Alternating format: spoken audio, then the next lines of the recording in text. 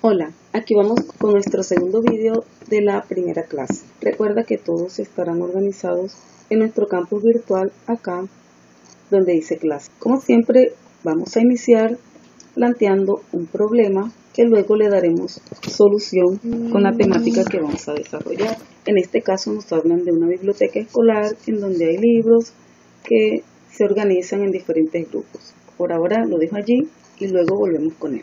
De lo que vamos a hablar es de las propiedades de los números reales. Vamos a iniciar diciendo que básicamente se definen en los reales dos operaciones que son la adición o suma y la multiplicación o producto, y que estas operaciones tienen algunas propiedades. Es necesario que las sepamos no tanto con el nombre, sino que las sepamos aplicar.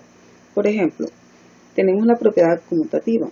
Para la suma nos dice que A más B es lo mismo que B más A, y para la multiplicación nos dice que A por B equivale a B por A. ¿Dónde lo utilizamos? Por ejemplo, cuando tú dices tengo un polinomio y lo quiero reducir, vamos a reducir términos semejantes. Entonces, por lo general lo que hacemos es ordenamos por términos semejantes y tú dices 13x menos 5x más 4y más 6y para luego reducirlos. Allí, ¿qué hiciste? Conmutaste, cambiaste el orden de los términos. Otra propiedad que utilizamos mucho es la propiedad asociativa. Esa nos dice que A más B más C es lo mismo que si yo agrupo B con C. Para el caso de la multiplicación sería A por B por C equivale a A por B por C. No importa cómo los agrupe, da el mismo resultado. También lo utilizamos con frecuencia. Por ejemplo, aquí ahora voy a tomar un ejemplo de multiplicación. Por ejemplo, si uno tiene 5 por x y lo va a multiplicar por x a la 3, uno lo que hace es que ese coeficiente 5 lo deja aparte y multiplica la parte literal. Mentalmente eso es lo que uno hace. Reorganiza el producto de otra manera. El 5 aquí no teníamos con qué multiplicarlo, pero la parte literal sí la vamos a resolver. Otra propiedad súper utilizada en álgebra es la propiedad distributiva del producto con respecto a la adición. Esa sí solo existe para la multiplicación con respecto a la adición. A por B más C equivale a A por B más A por C. Cada vez que tú tienes expresiones como por ejemplo 3 que se va a multiplicar por x más y menos z, lo que tú haces es multiplicar ese factor por cada uno de los términos que están en el paréntesis. Dirías entonces que eso es 3x más 3y menos 3z.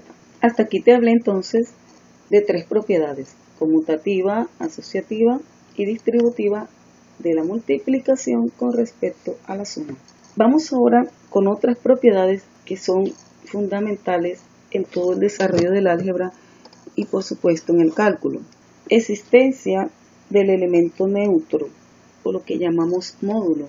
El elemento neutro para la adición es el 0 y para la multiplicación es el 1. Cada vez que tú sumas cualquier cantidad con el 0 te da la misma cantidad. Cada vez que multiplicas alguna cantidad por 1 te da la misma cantidad. Y además vamos a mencionar acá que cuando multiplicas una cantidad por 0 te da 0. Esto es clave en el álgebra y en el cálculo. Te facilita mucho ciertas operaciones. Por ejemplo, tú tienes una función de x igual a 3x a la 2 menos 4x más x a la 3 menos 5. Tú quieres averiguar para hacer la gráfica o para un valor inicial. En muchos casos que se trabaja con el 0, no necesitarías reemplazar el 0 acá en la x. Simplemente tú dices, si la x es 0, al multiplicarla por algo me da 0. Esta expresión es 0. Esta expresión es 0. Y esta expresión es 0. Y luego por la modulativa, cuando yo sumo alguna cantidad con 0, me da la misma cantidad. Entonces inmediatamente tú puedes saber que eso da menos 5 sin tener que reemplazar el 0 en cada término. Otro caso en que utilizamos esta propiedad modulativa es cuando tenemos, por ejemplo, en una ecuación x más 3 igual a 0. Al despejar la x, no escribimos 0 menos 3, sino que sabemos que el 3 pasa con negativo y que queda así. Omitimos el paso 0 menos 3, porque intuitivamente sabemos que el 0 es el elemento neutro. Si no lo sabes, pues te queda más larga la operación. Por eso es importante. Vamos ahora con otra propiedad bien interesante, es la existencia del elemento inverso aditivo e inverso multiplicativo. Por eso no mencioné la resta ni la división. En realidad, cuando tú tienes a menos b, es una suma con menos b. ¿Y qué es menos b? Menos b es el elemento opuesto o el inverso aditivo de b, que tienen una propiedad que es que ellos se anulan y obtenemos el elemento neutro o módulo 0. De forma semejante existe en la multiplicación. Cuando yo divido a entre b, estoy multiplicando a por el inverso multiplicativo de b, 1 sobre b.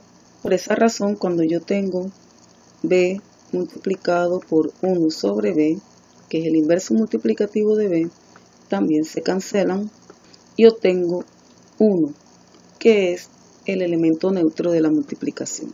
No olvidemos que siempre b tiene que ser diferente de 0. El 0 no tiene inverso multiplicativo porque no es posible dividir por 0. El inverso aditivo sí existe para cualquier número real. Esto es bien interesante, lo utilizas por ejemplo si tienes x más 5 igual a 5 menos x, esta x pasa para acá con más, el 5 pasa para allá con menos, ya tú sabes inmediatamente que esto se cancela y da 0. Te queda 2x igual a 0 y por lo tanto x es igual a 0. Aquí utilicé algo también que es cuando divido 0 entre cualquier cantidad que no sea 0, eso me va a dar 0. Por lo tanto aquí el valor de x será 0. Seguimos con más propiedades de los números reales. Tenemos ahora lo que llamamos ley de los signos. Vale tanto para la multiplicación como para la división, porque ya sabemos que la división es simplemente multiplicar por el inverso multiplicativo. Si multiplico dos cantidades positivas, me da positivo, positivo con negativo, negativo, menos por más, también es menos, y menos por menos es más. Eso nos lleva a algunas consecuencias como que, por ejemplo, cuando yo tengo menos 5, menos por menos es más. Eso da 5. O que, por ejemplo, si tengo un paréntesis precedido del signo menos,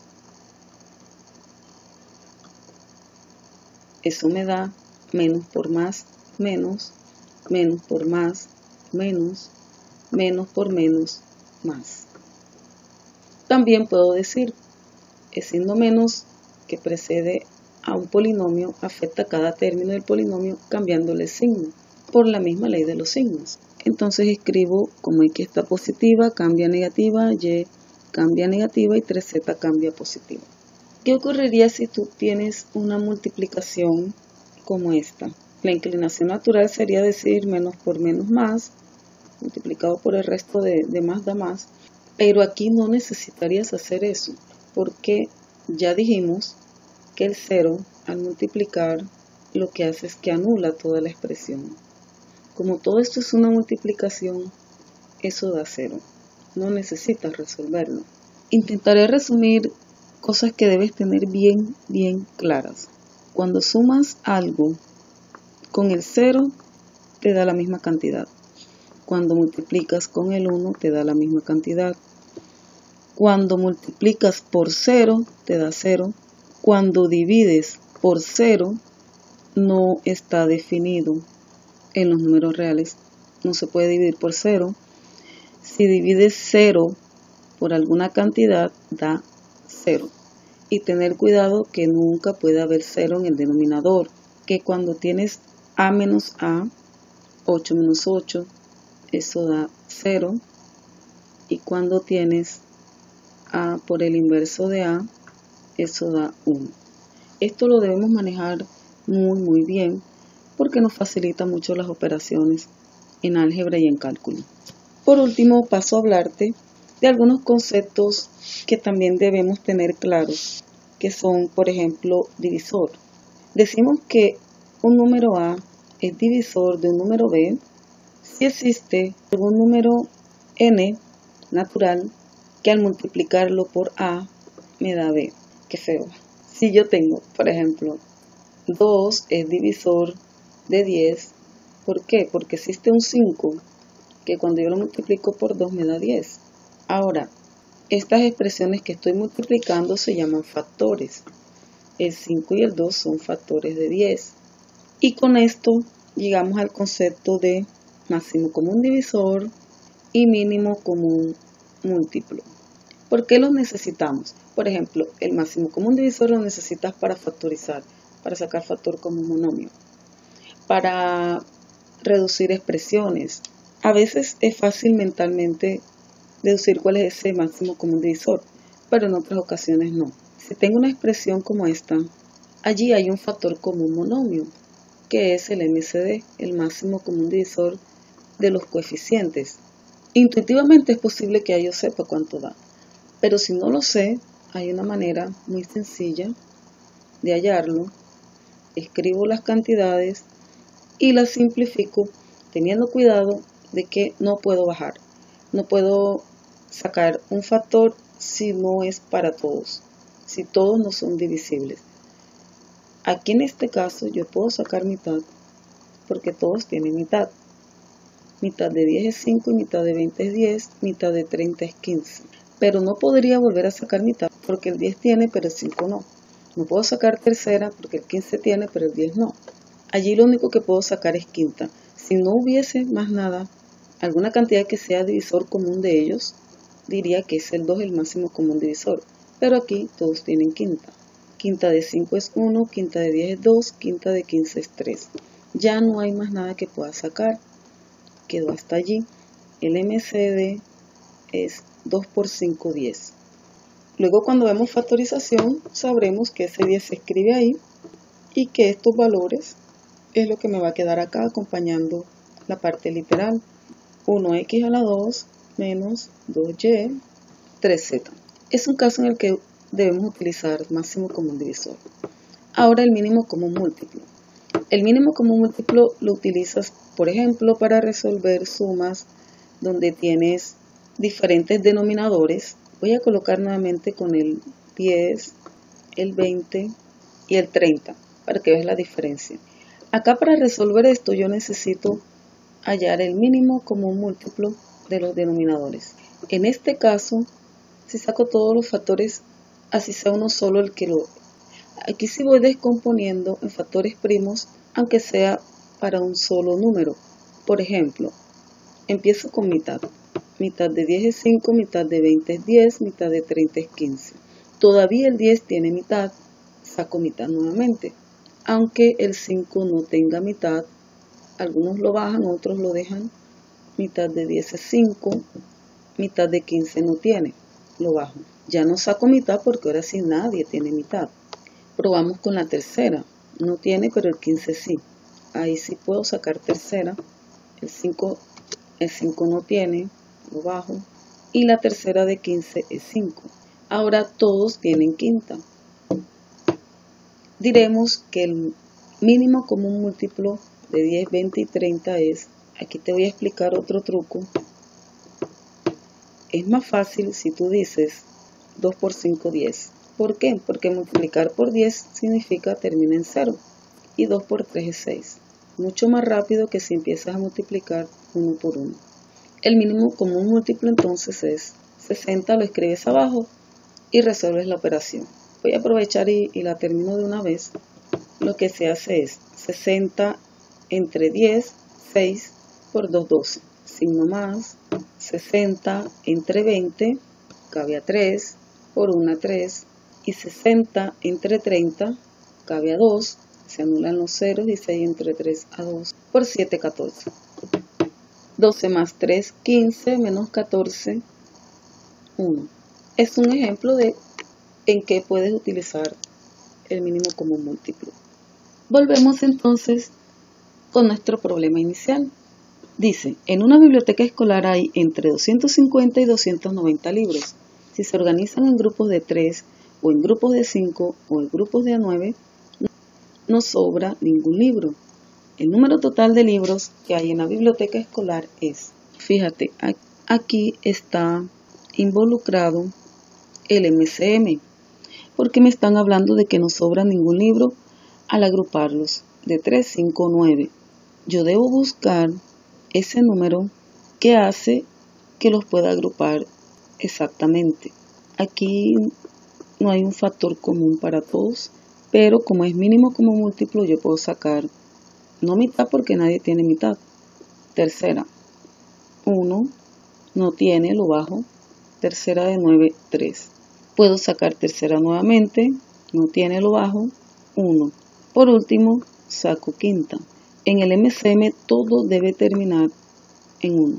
Hasta que no esté en 1 todo, no has terminado.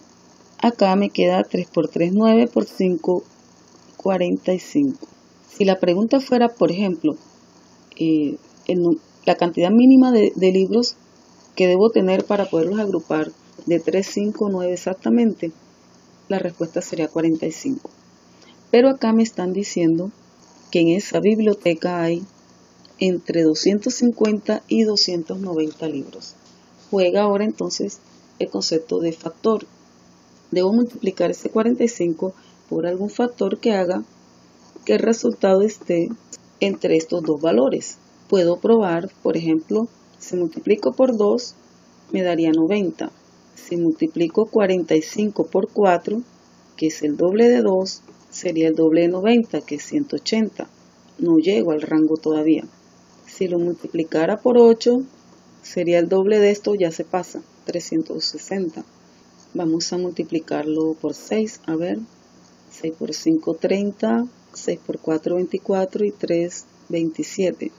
Nos damos cuenta que 270 está en este rango de libros que sabemos que hay en esa biblioteca. Por lo tanto, la respuesta es 270 libros. Y no puedo terminar esta videoclase sin mencionar el teorema fundamental de la aritmética. Todo número entero mayor que 1 se puede factorizar, o sea, se puede descomponer en factores primos. Tomemos, por ejemplo, el 24.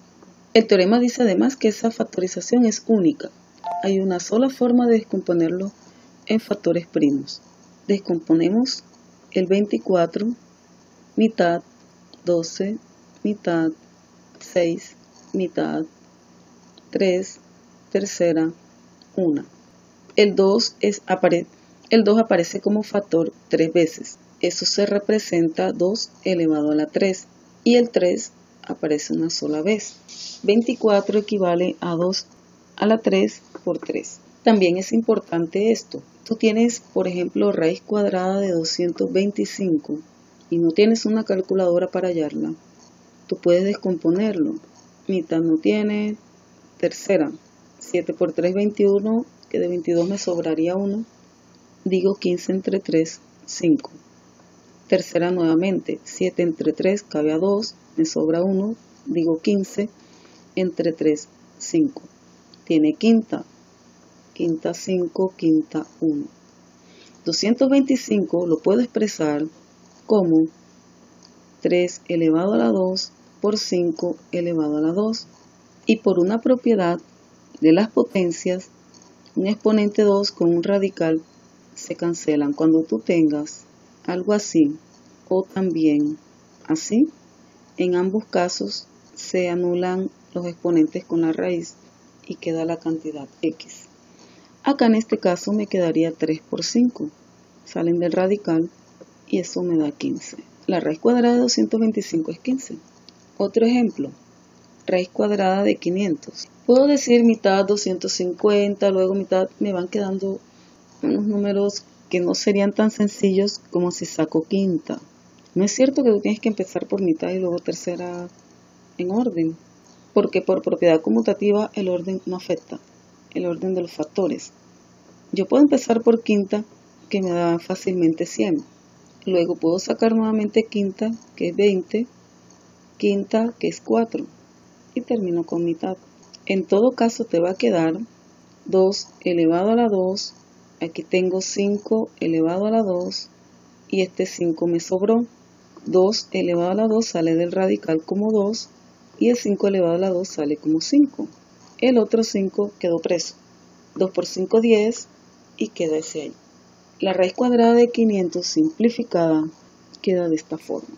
No es exacta, como la del 225. Y bueno, hasta aquí dejamos esta videoclase. Continuamos en la tercera con las operaciones. Bye.